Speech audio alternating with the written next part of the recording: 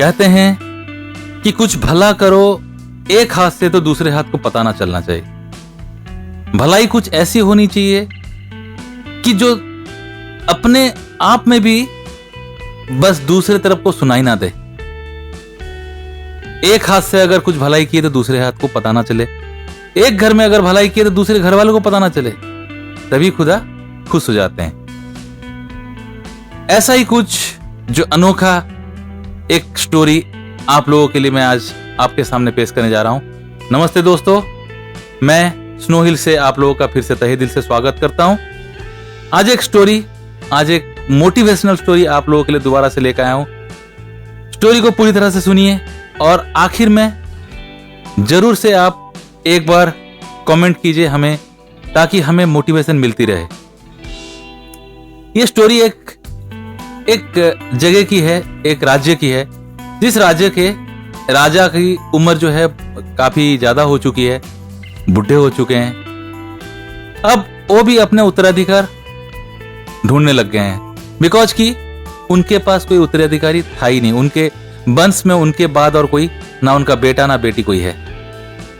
तो अब उनको उनके राज्य के उत्तराधिकारी के लिए एक चिंता सताने लगी थी।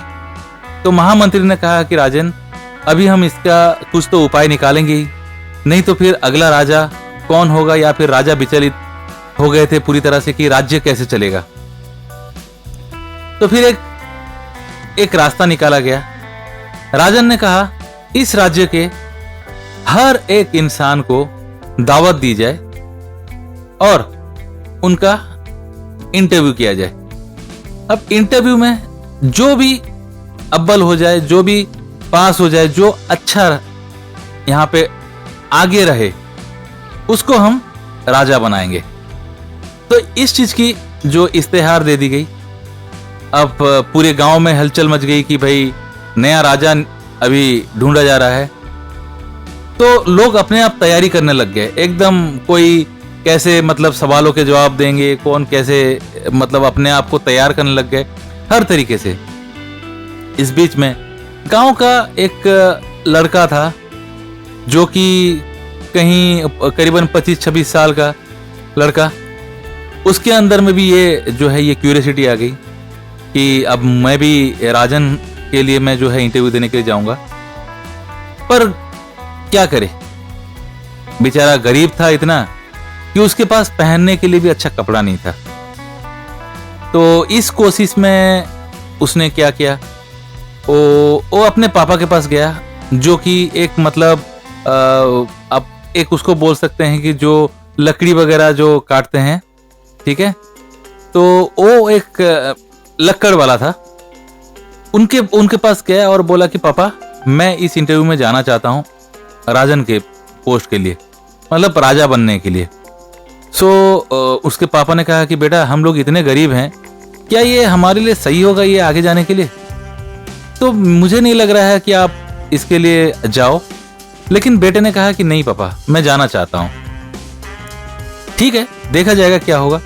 तो पापा, मेरे पास पहनने के लिए कुछ अच्छे कपड़े नहीं है, तो क्या आप मेरे लिए कुछ अच्छे कपड़े दिलवा सकते हैं? तो उसके पापा ने कहा कि देखो बेटा, ऐसे वैसे करके तो हम रोजी रोटी करके एक वक्त का खाना इंतजाम करते हैं, तो कहां से अच्छा कपड़ा दे पाऊंगा तुझे मैं। तो बेटे ने कहा कि ठीक है, मैं ही कोशिश करता हूं। तो कुछ कपड़े थे, उनको लेके खुद सिलवाने चला गया और एक अच्छा सा कोट बना के लेकर आ गया, जो सर्दियों में पहनते हैं कोट, वो बना के लेकर आ गया। अब इंटरव्यू का जो है डेट करीब आने लगा है। तो ये लड़का निकल चला राजा के दरबार पे इंटरव्यू के लिए, और चलते ही जा रहा है, पैदल जा रहा है। तो अचानक से रास्ते में देखता है कि एक बूढ़ा इंसान, एक बुजुर्ग इंसान, वो बैठे हुए हैं और पूरे सर्दी में, क्योंकि सर्दी का मौसम था, सर्दी में जो है वो पूरा एकदम से थर रहे हैं, एकदम हिल रहे हैं। लग रहा था कि काफी बीमार हैं ऐसा। तो जैसे ही वहां जा रहे थे, तो वो जो बुजुर्ग इंसान है वो बुलाते हैं, बेटा मुझे मदद कर दो, मेरी थोड़ी सी मदद कर दो, मुझे बहुत सर्दी लग रही है, मुझे बहुत ठंड लग रही है, तुम मेरी मदद कर दो। तो इस लड़के ने कहा कि मेरे पास तो कुछ है नहीं आपको देने के लिए, कि मेरे पास कुछ अलग से कपड़े भी नहीं है। चलिए, लेकिन मेरे से ज्यादा जरूरत आपको है क्योंकि आप बुजुर्ग हैं और मैं तो जवान हूं। चलो, मैं वैसे भी जा सकता हूं। तो ये सोच के उसने क्या किया, उस बूढ़े इंसान को अपना जो कोट बना के लेकर आया था इंटरव्यू के लिए, उसको दे दिया। दे के आगे निकल गया। आगे निकलने के बाद राज दरबार में पहुंचता है। सैनिक देखते हैं, सैनिकों के पास पहुंचता है तो सैनिक बोलते हैं कि आगे से उधर जाइए, उधर जाइए, उस कमरे में जाइए। तो वो उसी तरह से चला गया। जाके पहुंच के वहां पे उनका जो है नॉर्मली जैसे क्योंकि एक तरीके से इन लोगों को बुलाया गया था एक बल्क मास्क इंटरव्यू के लिए, तो सबका खाना पीने का भी इंतजाम हो रखा था। तो उनको खाने पीने की जो भी काम थी वो सब खत्म कर दी गई। उसके बाद इंटरव्यू के लिए सबको निकाला और सब जाके एक जगह पे हॉल पे बैठे। तो एक करके इंटरव्यू देने लग गए। उस बीच जब इनकी बारी आई तो सैनिक आके बोले कि और आपकी बारी आ गई और राजन आपकी इंतजार कर रहे हैं, अंदर जाइए। तो इसके अंदर में डर भय ये भी है क्योंकि पहली बार राजा के सामने जा रहा है और इंटरव्यू के बारे में कुछ पता नहीं, क्योंकि उतना ज्यादा तो पढ़ा लिखा है नहीं, क्योंकि पढ़ाई करने के लिए उसके पास पैसे नहीं थे। तो जो बना कर उसके पास था तो उसका ज्ञान था और उसकी इंसानियत थी। तो गरीबी में क्या हो सकता है। तो गया अंदर, जाके पहुंचा और जाके बैठा है। एक कुर्सी पड़ी हुई है और कुर्सी में बैठा है। तो अचानक से राजन दरवाजे की तरफ से आए। जब आए तो ये देखकर चौंक ही गया। देख रहा है तो ये तो वही बुजुर्ग इंसान है जो वहां बैठे हुए थे और वो ठंड में कपकपा रहे थे, जो कंपी ले रहे थे। वही राजन कैसे हो सकता है। ये वही बुजुर्ग हैं और वही राजन है। तो अपने जुबान को हिलाते हुए, जुबान को थरथराट लाके पूछ लिया उसने कि आप वही बुजुर्ग इंसान है ना जो अभी रास्ते में मिले थे। तो राजन ने कहा हाँ, मैं वही इंसान हूं और जिस इंसान को तुमने वहां पे अपना जो है कपड़ा देके ठंड से बचाया था। तो इसने कहा कि राजन ऐसा क्यों, आप तो एक राजन है, आप वहां पे बैठने की जरूरत ही क्या है। तो इन्होंने कहा कि देखो, ये जो आज जो चल रहा है, आज की जो परीक्षा है, इस परीक्षा में देखो काफी सारे लोग आए हुए हैं और मैंने इसमें कोई उम्र या कुछ भी इसमें ऐसा कंडीशन नहीं रखा था। मैंने सबको इसमें बुला रखा था क्योंकि सबको इंटरव्यू होना चाहिए और सबको चांस मिलना चाहिए। तो इसीलिए, और मैं जब यहाँ पे किसी को बुलाऊंगा तो जरूर से अगर इंटरव्यू देने के लिए आएगा तो वो यहाँ पे अच्छा ही बोलेगा क्योंकि वो तैयारी करके आया होगा, वो अच्छा ही करेगा और उसको मैं जो भी बोलूंगा वो कर लगेगा क्योंकि उसको राजा बनना है। लेकिन मैं अगर वहां बैठा रहूं जहां पे किसी को पता ही नहीं कि मैं राजा हूं, तो फिर वहां पे क्या होगा, वहां पे वो चीज होगा जो सच्चाई है। और वहां पे मैंने राह जाते बहुत सारे लोगों को देखा जो यहां आए भी हैं, लेकिन कोई रुके नहीं क्योंकि सबको अपने लिबासों की पड़ी थी, अपने खूबसूरती की पड़ी थी, अपने अदा की पड़ी थी।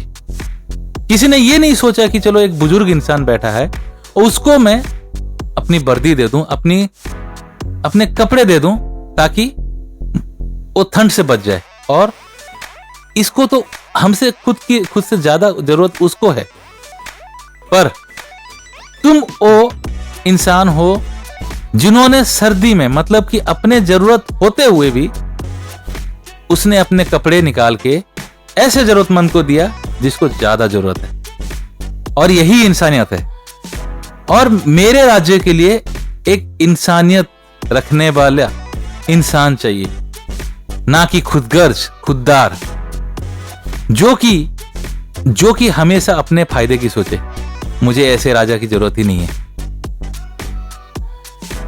तो मैं आपको राजा घोषित करने के लिए पूरी तरह से तैयार हूं और इस राज्य के अगले राजा आप ही बनने वाले हो। दोस्तों, ये छोटी सी स्टोरी है, लेकिन इस छोटी सी स्टोरी में बहुत सारी मतलब की बात है, बहुत सारी मीनिंग है। सोचिए क्या है। आपने देखा यहां पे ये इंसान जा रहा है किसी जगह पे जहां पे उसको बहुत सारी चीजें हासिल हो सकती है, लेकिन उस जगह पे उसने उसी चीज को अहमियत दी जो खुद से ज्यादा दूसरों को जरूरत है। और एक राजा को क्या चाहिए? अपनी प्रजा की खुशी ही तो चाहिए। यहां पे उसने उस चीज को त्याग दिया जिसपे उसकी खुशी है। तो लोगों को ऐसा ही होना चाहिए, और ये चीज करने की वजह से उसको राजा बनने का मौका मिला। अब क्या पता कि आप किसी चीज को त्याग रहे हैं और जिसकी जरूरत आपसे ज्यादा किसी और को है और उसके लिए त्याग रहे हैं। क्या पता खुदा आपके लिए कुछ और बेहतर बना के रखा है। हो सकता है कि इस छोटे चीजों से, इस छोटी सी खुशी से आपको कहीं ज्यादा देने वाला है। तो दोस्तों, कभी भी ऐसा कोई भी मौका ना छोड़ें जहां पे इंसानियत की बात आती है। दोस्तों, कभी भी ऐसा मौका ना छोड़ें जहां पे आपसे ज्यादा किसी और को आपकी जरूरत है या किसी चीज की जरूरत है। हमेशा देखिएगा, आप अगर 2 गुना अगर अच्छा करते हैं तो कैसे भी करके आपको जो है उसका 100 गुना ज्यादा आपको मिल ही जाएगा, क्योंकि बनाने वाले ने ऐसा ही कुछ कुदरत को बनाया है कि जितनी जरूरत आपको है उतना ही वो आपको देगा, और आप उसको लेके हमेशा खुश रहेंगे। शुक्रिया दोस्तों, आप इतने लंबे समय तक हमारे साथ बने रहे और इस स्टोरी को आपने सुना। इस स्टोरी से आपको क्या लगा? आपको जो भी समझ में आए, अगर अच्छा लगा हो या बुरा लगा हो तो कमेंट करके जरूर से बताइए। और अगर आपको वाकई में अच्छा लगा हो तो हमारे चैनल को सब्सक्राइब कीजिए और इस स्टोरी को शेयर करना ना भूलें। हो सकता है कि इस स्टोरी से किसी और को कुछ अच्छा हो जाए, कुछ अच्छा मिल जाए। तो आप इससे जरूर कुछ सीखने की कोशिश करें और जरूर से इस स्टोरी को दूसरों के साथ शेयर करें। मिलते हैं एक अगले वीडियो में, तब तक के लिए खुदा हाफिज।